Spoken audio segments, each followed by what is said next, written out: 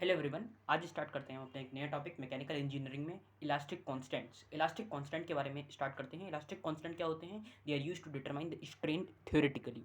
तो इसमें हम स्ट्रेन को थ्योरेटिकली डिटरमाइन करते हैं, नॉट प्रैक्टिकली। एक आइडिया लेते हैं बस कि स्ट्रेन कैसा आएगा, क्या what is the value of strain. ठीक है, elastic constant are used to obtain the relationship between stress and strain. या ये एक रिलेशनशिप बनाते हैं या एक रिलेशनशिप बताते हैं हमें स्ट्रेस और स्ट्रेन के बीच में। ठीक है, अब ये स्ट्रेस क्या होता है ये सब एक्सप्लेन है, स्ट्रेन क्या होता है ये भी एक्सप्लेन है। स्ट्रेन को हम थोड़ा सा और हल्के से शॉर्ट वर्ड्स में बता देना कि strain is nothing but the change in dimension upon original dimension, that is strain.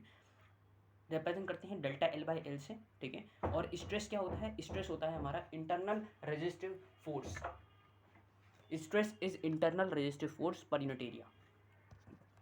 अब देखिए नेक्स्ट है कि हमारा किसी भी होमोजीनियस या आइसोट्रोपिक मटेरियल के लिए जो नंबर होता है इलास्टिक कांस्टेंट का वो होता है 4। ये आपको रिमेंबर करना है। ये इलास्टिक कांस्टेंट की प्रॉपर्टीज़ में आप लिख सकते हैं, कभी आपको डिफाइन करने के लिए आता है तब। ठीक है, तो होमोजीनियस और आइसोट्रोपिक मटेरियल के जो नंबर होता है इलास्टिक कांस्टेंट का वो क्या होता है? 4 होता है। अब ये होमोजीनियस आइसोट्रोपिक क्या होते हैं इसके बारे में हमने पिछली वीडियो में डिस्कस करा हुआ है। आगे बढ़ते हैं इसके बाद। दीज आर एज फॉलोज, इनमें से कौन सी हैं? वो है मॉडुलस ऑफ इलास्टिसिटी, ये इलास्टिक कांस्टेंट है या यंग्स मॉडुलस भी बोला जाता है। ये सब आपने 11th क्लास में मैकेनिक्स पोर्शन में पढ़ा होगा। Next is modulus of rigidity और शियर मॉडुलस, बर्क मॉडुलस जिसको हम के से रिप्रेजेंट करते हैं, पॉइजन्स रेशियो जिसको हम म्यू से रिप्रेजेंट करते हैं। तो आगे सबके सिंबल लिखे हुए हैं जिसको हम जी या सी से भी रिप्रेजेंट करते हैं।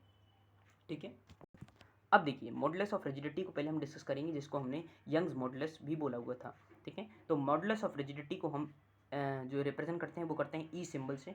As per the Hooke's law, Hooke's law के अनुसार up to proportional limit stress is directly proportional to strain. ठीक है, प्रोपोर्शनल लिमिट के जब तक हमारे पास है तब तक हमारे पास स्ट्रेस क्या होगा? वो डायरेक्टली प्रोपोर्शनल होगा स्ट्रेन के। तो वही हमने यहाँ पे लिख दिया है कि इस तरीके से हम इसको लिख सकते हैं, stress is directly proportional to strain. ठीक है, और इसके बाद स्ट्रेस, अब जब इक्वल्स टू को साइन लगाएंगे तो इधर कोई कांस्टेंट लगेगा जिसका हमने नाम दे दिया elastic constant into strain. Elastic constant यहाँ पे कौन सा लगेगा? Modulus of elasticity, modulus of elasticity लगेगा। ठीक है, और देखिए मॉडुलस ऑफ रिजिडिटी यहाँ पे नहीं आएगा, यहाँ पे क्या आएगा? यहाँ पे आएगा इलास्टिसिटी, सिंस हम इलास्टिसिटी को डिस्कस कर रहे हैं।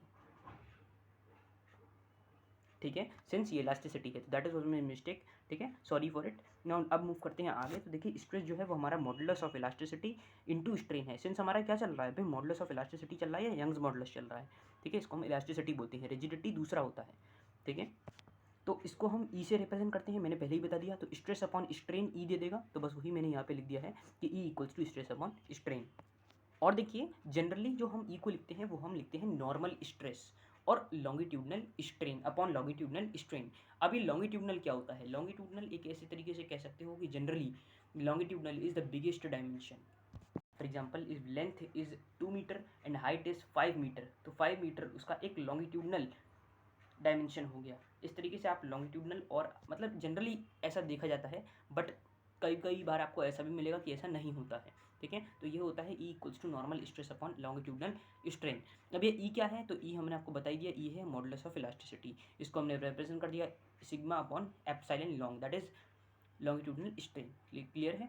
आगे बढ़ते हैं मॉडुलस ऑफ रिजिडिटी के ऊपर जिसको हम जी या सी से रिप्रेजेंट करते हैं, और इसे बोला जाता है बल्क मॉडुलस, सॉरी इसको बोला जाता है शेयर मॉडुलस। क्लियर है? बल्क मॉडुलस दूसरा है। तो मॉडुलस ऑफ रिजिडिटी और द शेयर मॉडुलस, इसमें क्या होता है? हमारा शेयर स्ट्रेस डेवलप होता है, शेयर स्ट्रेन के डायरेक्टली प्रोपोर्शनल होता है ये।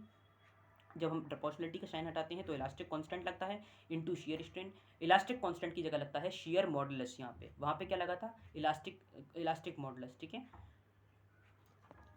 Into shear strain. तो अब इसको हमने रिप्रेजेंट करा टाउ जी डॉट गामा। क्लियर है? तो ये इसके कुछ रिप्रेजेंटेशन है सिंबल्स के, ये आपको रिमेंबर रखने हैं। जनरली आपको जो बुक्स में है, प्रेफर्ड जो बुक्स हैं उनमें आपको यही मिलेगा। अब देखिए बल्क मॉडुलस, बल्क मॉडुलस में क्या होता है? Normal stress is directly proportional to volumetric strain. तो ये हमें रिलेशन किसके बीच में देता है? अगर लिखने के लिए आ जाए तो it gives the relationship between the normal stress and the volumetric strain. Normal stress जब हम इक्वल्स टू लगाएंगे तो अगेन एक इलास्टिक कांस्टेंट लगाएंगे जिसको हम लिखेंगे वॉल्यूमेट्रिक स्ट्रेन, डायरेक्टली मतलब multiply by volumetric strain. Normal stress bulk modulus लग जाएगा क्योंकि ये बल्क की बात हो रही है।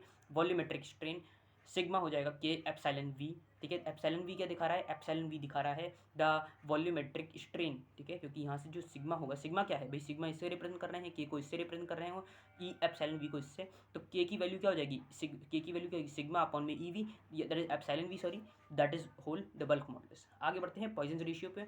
पॉइजन रेशियो क्या करता है, पॉइजन रेशियो हमें एक रिलेशन देता है लेटरल स्ट्रेन और लॉन्गिट्यूडल स्ट्रेन के बीच में। ध्यान रखिएगा ये पहला ऐसा है जो हमें स्ट्रेन से स्ट्रेन के बीच में रिलेशन दे रहा है, जबकि स्ट्रेस और स्ट्रेन में नहीं दे रहा है, ठीक है। Lateral strain is equals to elastic constant into longitudinal strain. यहाँ पे जो इलास्टिक कांस्टेंट लगता है उसका नाम है पॉइजन रेशियो। क्या है, पॉइजन रेशियो नाम है उसका।